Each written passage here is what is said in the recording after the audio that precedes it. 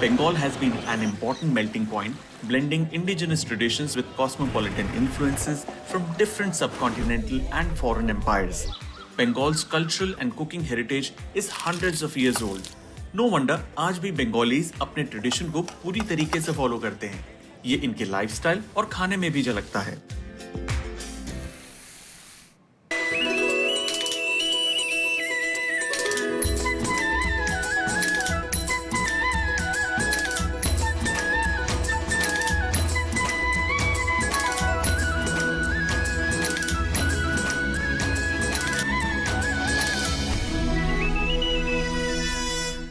पाँच एक बहुत ही ज्यादा स्ट्रॉन्ग नंबर है. स्ट्रॉन्ग ऐसे कि 5 सेंसेस को जब आप मिलाते हैं तो इंसान बनता है. और बंगाली क्यूजीन के अंदर जब 5 स्पाइसेस आप मिलाते हैं तो बनता है 5 फोरन. और 5 फोरन बंगाली क्यूजीन की जान है, ये कहना बिल्कुल सही होगा. इनफैक्ट आज जो मेरी गेस्ट हैं जो आ रही हैं, उनकी जिंदगी में भी 5 जिम्मेदारियां हैं जो उन्होंने बखूबी संभाली हैं. She is a historian, a writer, journalist, consultant and a chef. मतलब फुल 5 का जोर है वो भी.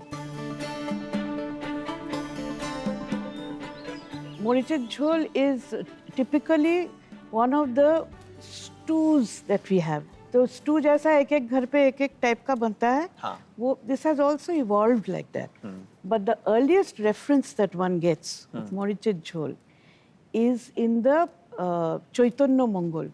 Now, the Mangal Kavyas, what we call Mongol Kavya, were written continuously from the 13th centuries to the 18th centuries and perhaps even beyond. Okay. By different poets from different parts of the region. जहाँ पर मोरिचर झोल completely vegetable से बना हुआ vegetarian dish है, is it possible कि वो Buddhist era में स्टार्ट हुआ हो या फिर जब चैतन्य महाप्रभु आए और जो वैश्विनिज्म फैला उस दौरान शुरू हुआ हो? Must have been there earlier because it seemed like a very common everyday jhol which Chaitanya Mahaprabhu's the then married, he was called Nimai, he hadn't become Mahaprabhu then. Ji. And his wife Lokhi Priya ji. was taken as a new bride to the kitchen by her mother-in-law.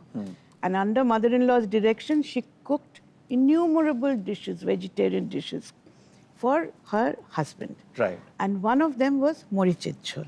It was cooked in ghee. Not in mustard oil? Not in mustard oil. I'll tell you why. Vaishnavism is about Lord Vishnu. Ji. Now, Lord Vishnu is pure God. Ji. So his food is cooked in pure cow milk ghee. Ah. Then we have the other side of the Shakti cult. Ji. You know, the worshippers of Shiva, Kali, Durga. Ji. So Shiva's food is cooked in mustard oil because of the volatile Pungency. and pungent. It matches the character of Shiva. Of Shiva. तो क्या अभी भी मोरिचर झोल कई लोग घी में और कई लोग मस्टर्ड ऑयल में बनाते हैं? हाँ जी, like I am a Shakti Bhakt. Okay. But I still cook my Morichid jhol in ghee. So that's how I like it. That's what I've grown up with. Curry, eating a curry the way you want it is a choice that you make. Absolutely. There are no boundaries. Absolutely. क्योंकि हम बना रहे हैं ये वैष्णव style, right? इसके अंदर जाएगा घी. Ghee. Okay. I'm sure at that time they gave a lot more because the description says that when she put the curry, the ghee was streaming out of it. मुझे बिल्कुल वैसे ही खाना है जैसा उस शताब्दी में बनाया गया था. अच्छा. तो मैं और घी डाल रहा हूँ. डालिए. अब सबसे पहले बैंगन फ्राई कर लो. ये छोटा बैंगन जाता है इसमें? बड़ा बैंगन भी जाता, छोटा. Bengal also had different varieties of bengans. जी. तो ये जो मोरिचर झोल है, इसके अंदर मोरिच का क्या मतलब है?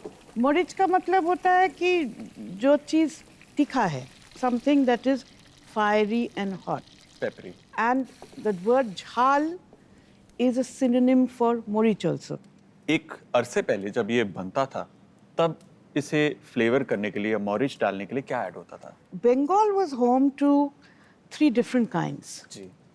One was pepper. जी. What we had more of it was, and it grew wild, was the pipali, बिल्कुल. which is the long pepper. जी. Right? Now, there was a third thing that the rest of India doesn't seem to mention it. It was called chui jhal or choi jhal. It's a creeper plant Okay. belonging again to the long pepper family. तो peppery flavour इसकी ये शाख से आता है? Different parts of the plant are used. The roots are the most pungent, and the part above it, that is the most fiery. जी. So this is a twig. It won't be as fiery as the base of the creeper plant, which can grow to this much. Wow, that's huge. इसको piece के भी use करते थे, या इसका छिलका निकाल के then cut it into pieces. So इसको आपने यहाँ भिगो कर रखा है. So I'll just scrape it off. Yeah. बचपन में हम लोग पेंसिल घिसा करते थे ना सिक्का निकालने के लिए. बिल्कुल. बिल्कुल वैसे ही करते हैं. इसीलिए इसका जो इस्तेमाल है, हाँ. it has slowly disappeared. So green chili is so much more convenient. Yeah. I've never tasted this particular Moric. It's very difficult to source now. You get it in, specific areas nowadays. But है अभी भी. है. तो अब इसको छोटा छोटा काट दो. ये ऐसा स्टिक्स काटिए. स्टिक्स ये तो ऐसे तोड़ भी हाँ, सकते हैं. तोड़ भी सकते हैं.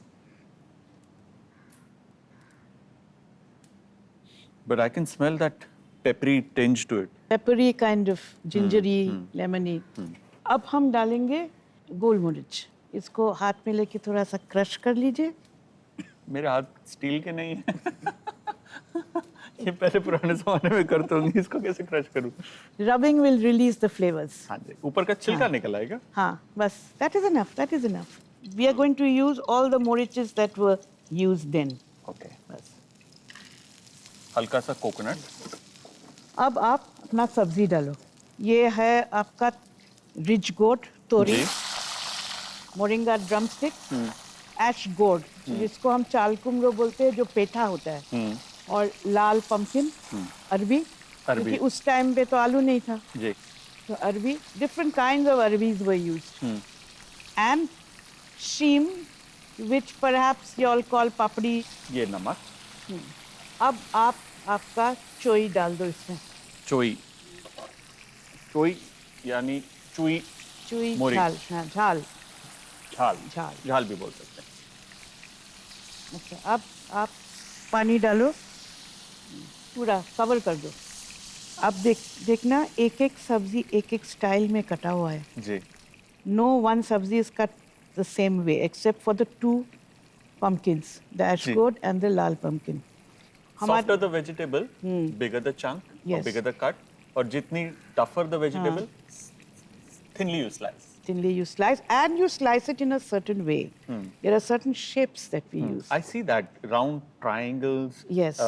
At an angle, Yeah. long. In modern day, if I'm using a potato, it will be cut long 4. Okay. One potato in 4. Okay. Because by the time it cooks, the potato is the first to get mushy. Right.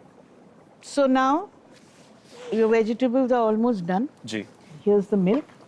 हल्का सा milk. और अब इसमें rice flour.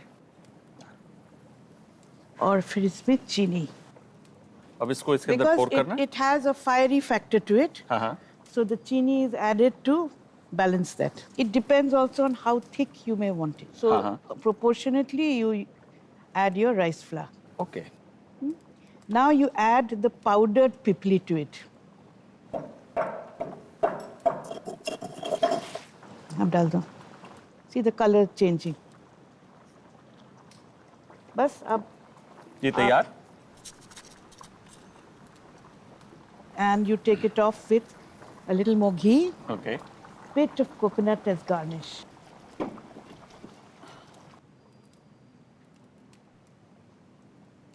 Last garnish is वो जो vadas yellow split pea dal. हाँ. उसके वड़ाज हाँ. is the last garnish to make it, and the gravy will slowly soak into it. Okay.